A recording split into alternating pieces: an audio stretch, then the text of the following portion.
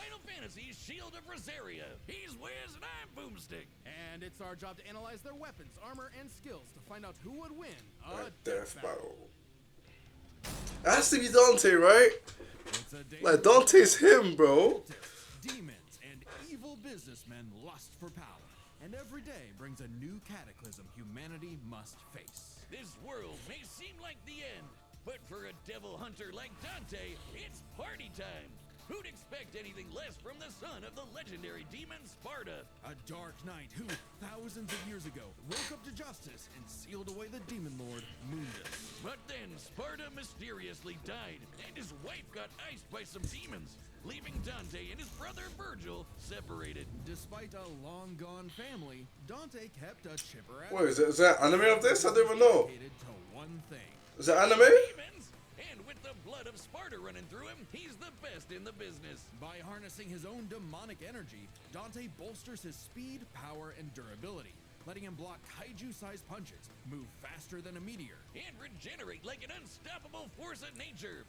As long as he has the energy, he can heal from getting shot, stabbed, sliced through.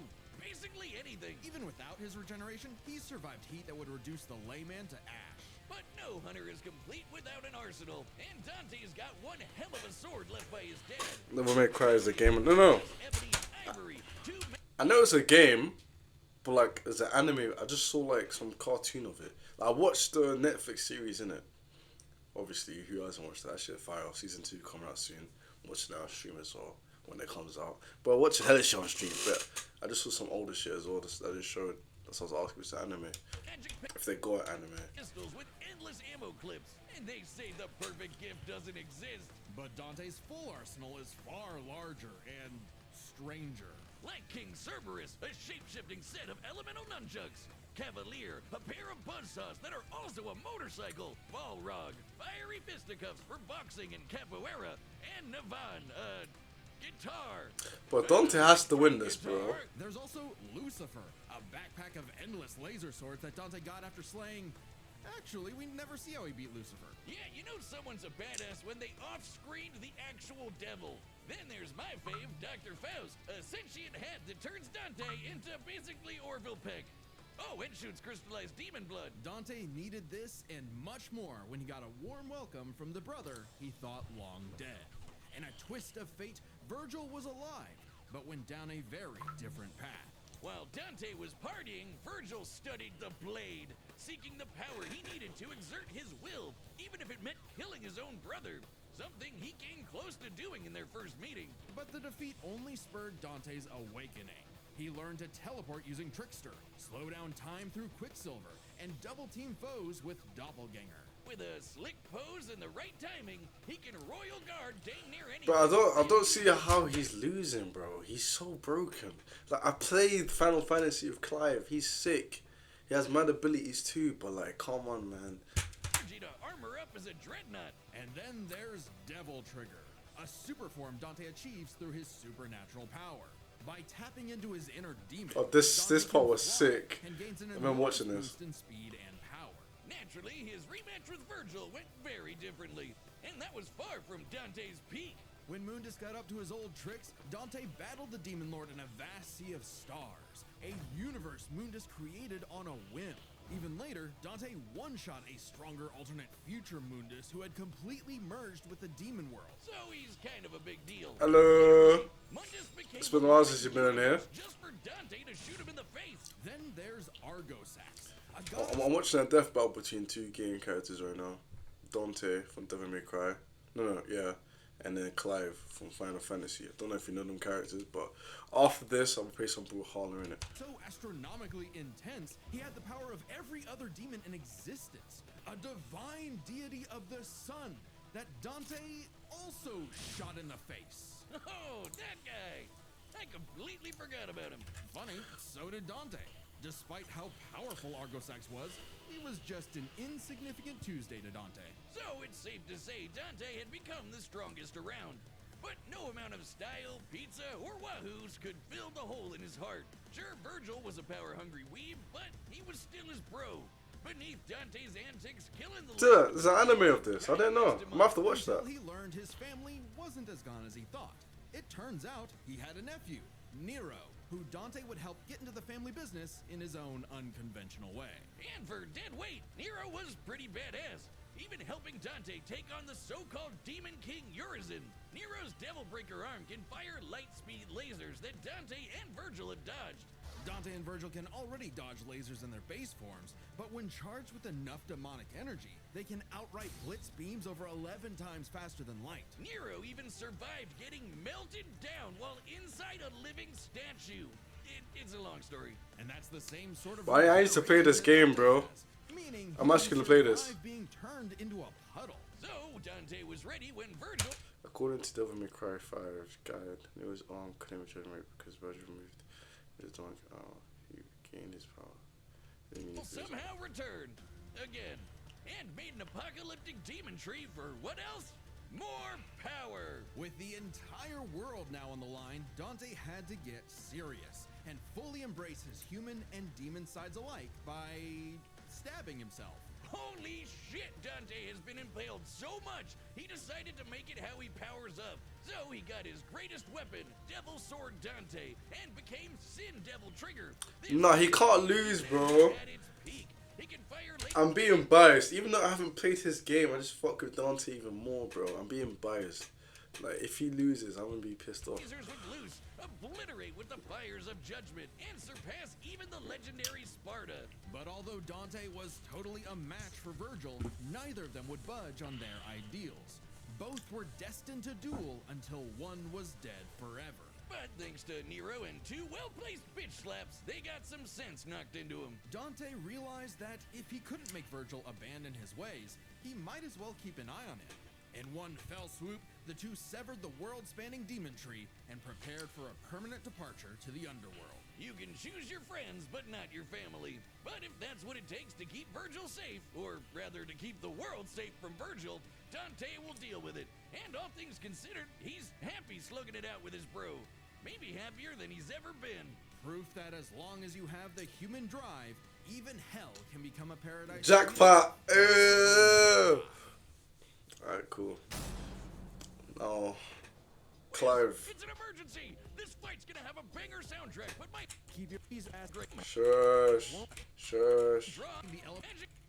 The host to a mighty guardian icon. Anybody Final Fantasy 16. magic life That's the one I juice played. called ether, becoming a big I scary didn't finish this game though. Commanding the element I don't know, I just couldn't be asked. The game's sick though, but couldn't be asked. Split the sea. Dominant I almost finished forces of nature, and Clive would be the dominant of the Phoenix. Well, he was supposed to, but Big Bird said no thanks and instead picked his sick little brother Joshua. Parents don't play favorites, but I guess ancient monsters can. Despite the rejection and a deep I wanna play them. What? All the Final Fantasies. Shit, that seems long. But I played this. It's actually good. loathing from his mother Annabella, Clive and Joshua were only kind to one another. Clive saw the bird in his brother Boar and accepted his blessing of the Phoenix in hopes of becoming Joshua's shield. Meaning he learned a bunch of magic. He can shoot fire, teleport with Phoenix Shift, and took down this beast before he was even out of puberty. Yeah, I Even remember without this. magic, Clive's a capable swordsman, able to boost his speed and perception with precision dodge. But it wasn't enough when Annabella betrayed just wanna know. Rosaria I always and the thought they Empire were of Sanbreque. cool In girl, one night, yeah. Clive's knights, people, and his own father were slaughtered before him. Quick, Yep. someone use a Phoenix I remember now. this shit. Those aren't in this game. Well, that's unfortunate. But the Phoenix icon sure is, because the trauma of everything made poor Joshua lose control. Clive wanted nothing more than to help his brother, and perhaps this desire awakened the icon that was in him all along. The fire. Ifrit! Ifrit! This nigga is so tough! Ifrit is so tough! Oh my god. Just standing nearby will incinerate the When you realize he's Ifrit, yeah? Because he took him a while to like clock that, like, who he was in it. Bro, that scene was so tough. average Joe. It can make fire barriers, regenerate lost limbs, decimate foes with a flaming spirit bomb, and shatter a walking mountain. The downside being Clive couldn't control it. He didn't even remember becoming Ifrit or battling the Phoenix in a fight that reduced everything he loved to cinders, leaving Joshua presumed dead. He killed his own brother. That's what you thought. Dear old Ma found him the next day and made him a slave to Sanbreque's army. Clive spent 13 years wallowing through life, searching for Ifrit's host for revenge, only to learn the one he wanted to kill was Himself. This revelation hit Clive like a phantom train. He thought death was all he deserved for taking the lives of Joshua and so many others. Even so, there was a light at the end of the tunnel. No, not like that. Thanks to his friend Jill, the outlaw Sid, his doggo Torgal, and a very therapeutic battle with his self-hatred, Clive learned to carry the torch for his brother, fighting the real problems plaguing his world: crystals and racism. In the world of Valisthea, prejudice is alive and well for bearers. Basically, anyone who can use magic without special crystals. So what better way to dismantle the system than to help fellow bearers and destroy the mother crystals ruining the planet, all while picking up some nifty abilities. Through a mysterious power that lets him absorb icons, Clive took Garuda, an avian with sharp slashes and sharper talons. From Sid, he received Remove, so he could R.I.P. Sid. From his bae Jill, he got Shiva to freeze lava and even time itself. With Titan, he can block and absorb blows with earth-shattering fists. From this dragon So prince, he's basically the Avatar. Legit. he got Bahamut and some deadly lasers. And through Odin, he can slow the flow of time and slice apart the fabric of space. Looks familiar. With these powers, Clive stepped up to lead the bearers, and even reunited with Joshua, who was alive all along. Surprise! Clive spent 5 years freeing the land and became hot as hell while doing it. Well, no, not well, yeah. Pause. But also through Ifrit. By using part of Ifrit's power, Clive can set himself aflame, activating Limit Break to boost his abilities. But Limit Break is far from Clive's limit. After absorbing the Phoenix essence from Joshua, he became Ifrit Risen, now fully in control of the monster that But the thing is, he can't tap into that without Joshua, so don't do that. had tormented him. He embraced his role as a shield for his brother and friend. He needed his brother to be in that form, so better not bet that shit out. Wiping blast and overpower this dragon at the speed of light. That's no exaggeration. Ifrit Risen is literally stated to move at light speed. Not surprising when Clive has intercepted lasers over 3 times faster than that, and overpowered Omega, a god-slaying weapon that can destroy, and I quote, all of creation. But what made Clive strong enough to do all this? You know, besides the majestic man cleavage. Turns out, Clive's birth was orchestrated. He was intended to become the vessel of Ultima, an ancient, all-powerful being that created humanity, but abandoned them after they developed free will. Meaning everything that happened was the fault of one person. God, the bastard! But Clive wouldn't be a puppet. If God was in the way of humanity's freedom, then God was gonna die. Easier said than done. No shit! Ultima was stronger than anyone Clive had faced, able to warp all of reality to create a universe. But Clive had a secret not even Ultima foresaw. Over his journey, he developed a special state of mind, Logos. AKA someone powered by human will and the bonds of consciousness with others. Okay, that sounds like Cool, anime friendship crap, but It's just the part I don't know, because I didn't finish the game. trust me, it made Clive a badass who could surpass his limits, getting stronger over the course of just one fight. So much so that, despite struggling against Ultima initially, by the end of the fight, Clive took out Ultimalius, a more powerful amalgamation of Ultima and his entire species, all while Clive was in his base form. Ultima literally became Ultima squared, but Clive still kicked his ass. Using his bonds with his brother, his friends, and his unbridled will, Clive killed God in a giant 999,999 damage punch. Okay, so it really was the power of friendship after all. Man, this guy's got a future in shonen. Well, except we don't really know what happened to Clive. Whether he lived or died, though, doesn't really matter. It was his journey and the world he created that made his life meaningful. Clive's dream of a future where everyone can live and die on their own terms had become a reality. And his stories were written up in a book by a certain Joshua Rossfield, which he titled Final Fantasy. This is such a random death battle. Coming up next, so call your winner now, folks. Just like our sponsor, DraftKings. The Alright, cool. Let's see that actual fight happen. Visit Day. Data through all Yo, I got my pick on Dante, bro. Dante's him.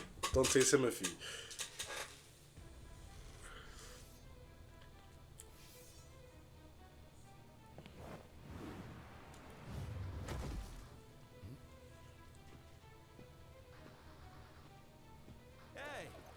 your fiery friend is causing trouble, and I'm in the business of dealing with trouble.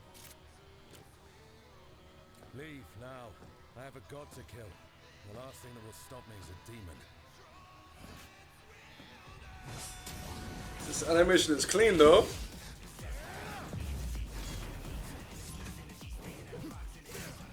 Okay. Okay.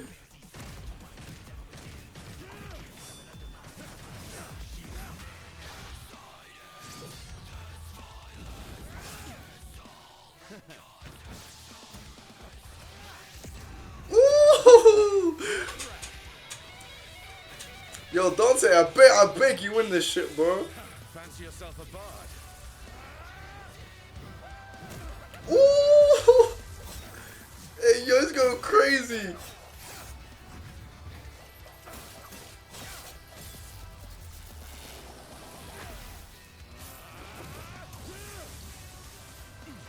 Bro, it's a moonwalking this shit. What the fuck?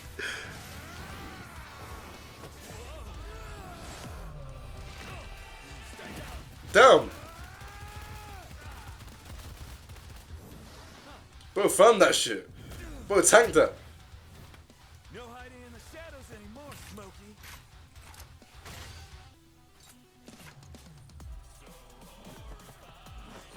This. To see the light.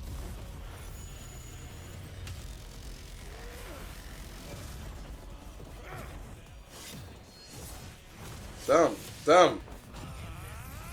Yo, Dante, lock in, bro. Damn, he's tanking all of this. Hell is that? Yo, this animation is crazy though. What the fuck? Oh, he transformed.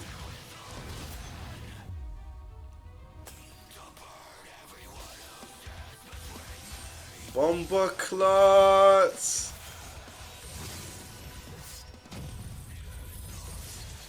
What did the EI slash? I remember that move. No. Lock in, lock in, lock in. Yes. Yes.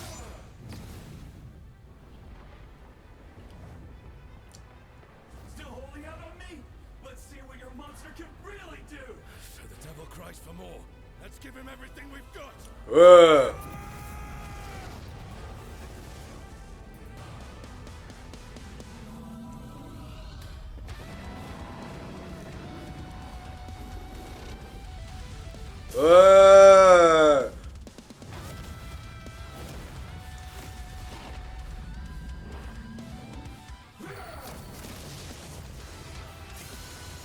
Yo, it's like I'm watching the game, bro. What's this?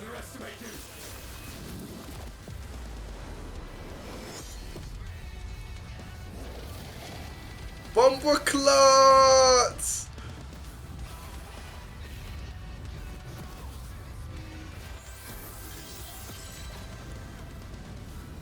Is this the final clash?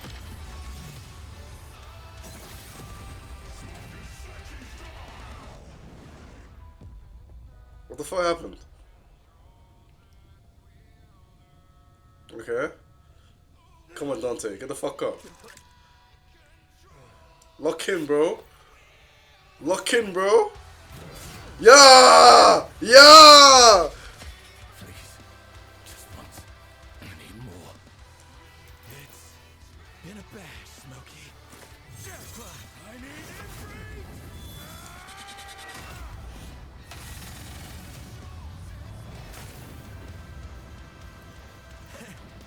Not bad. Not bad at all. After a fight like this, that god will be nothing. KO! Okay, that was a whole nother level of close, but I think we got the point. This was not an easy call to make. Dante and Clive matched each other so closely, it was hard finding a definitive advantage either had. This is best explained through three categories, starting with stats. Both Dante and Clive could easily beat up universe-busting threats. Mundus and Ultimalius could create universes at a whim, and Dante and Clive defeated them sans their own super forms. Dante and Clive could both consistently intercept lasers at faster-than-light speeds. And Dante could always amp up with demon juice to briefly outspeed Clive anyway. But Clive could match that by boosting his own speed and reflexes through precision dodge. Both were so beyond the pale. Fuck that, bro. Fuck that, bro. That's some